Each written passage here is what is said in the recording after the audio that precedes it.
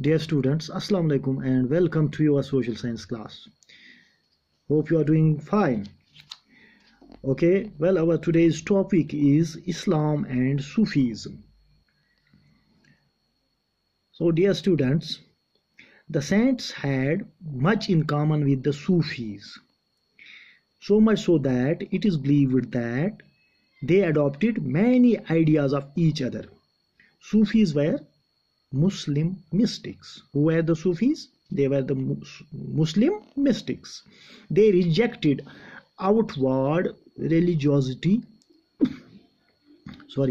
They rejected outward religiosity and emphasized love and devotion to God and compassion outwards and compassion towards all fellow human beings. This is the basic fundamental of the Sufism, that it rejects outward religiosity and emphasizes love and devotion to God and compassion towards all fellow human beings. This is the basis of Sufism. Well, Islam propagated strict monotheism or submission to one God.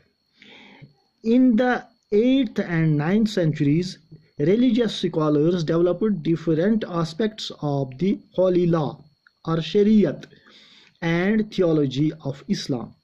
While the religion of Islam gradually became more complex, Sufis provided it with an additional dimension that favored a more personal devotion to God.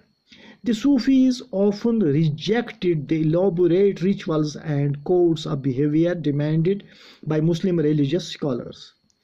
They sought union with God, much as a lover seeks his beloved, with a disregard for the world.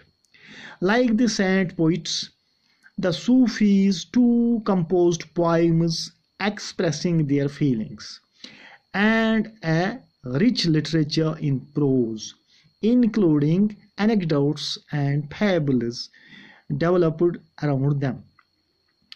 Among the great Sufis of Central Asia were Ghazali, Rumi, and Sadi. Ghazali, Rumi, and Sadi. These were the great Sufis of Central Asia. Like the Nathpanthis, Siddhas, and Yogis, the Sufis too believed that the heart can be trained to look at the world in a different way. They developed elaborate methods of training using zikr. Zikr means chanting of a name or sacred formula. Contemplation, sama. Sama means singing. Raqs means dancing. Discussion of parables, breath control, etc. under the guidance of a master or peer.